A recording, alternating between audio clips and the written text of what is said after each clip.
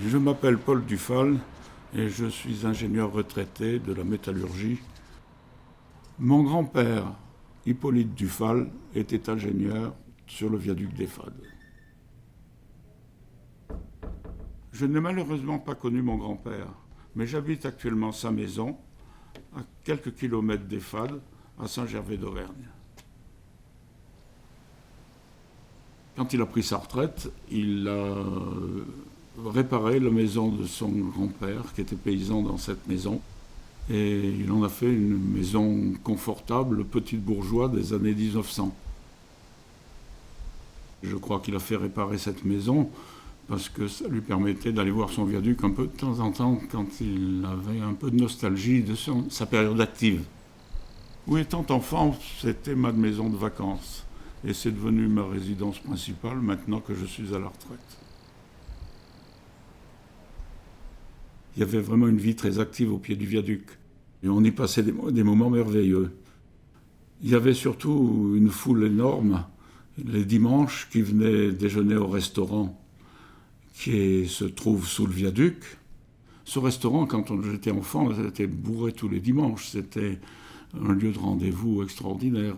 Tous les gens de la région, même encore maintenant, quand ils ont des amis de passage, on va jeter un œil au viaduc. Mais c'est un peu notre tour Eiffel locale.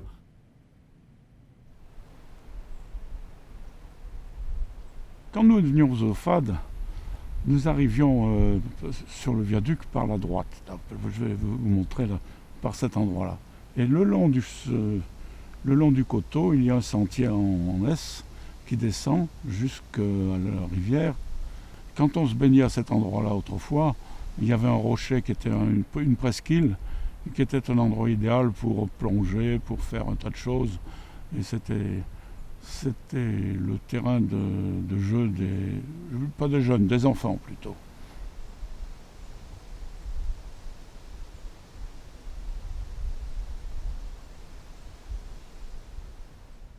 Lorsque j'avais une quinzaine d'années, mon père m'a ouvert un dossier qui était dans la bibliothèque de mon grand-père.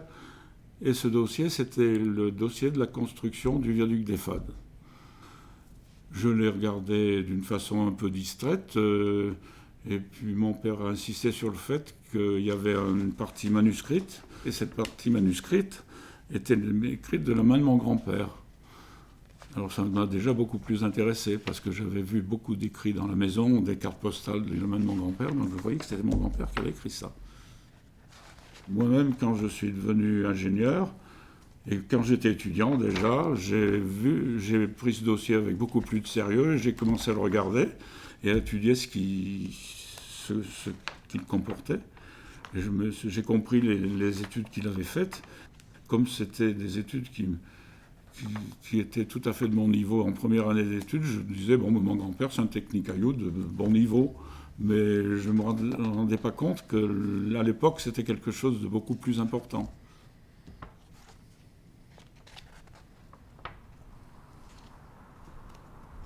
Ce dossier, je l'ai toujours, et je crois que d'ailleurs, je le laisserai à la bibliothèque départementale, parce que mes enfants s'y intéressent, mais je trouve que c'est dommage de le laisser mourir dans un endroit particulier. C'était une fierté d'avoir ça dans notre région. C'était la grande époque du génie français. Et c'est le viaduc des Fades est le témoin actuel de cette époque pour notre région. Aujourd'hui, le viaduc des Fades est comme un membre de ma famille, un peu comme un vieil oncle ou quelque chose comme ça.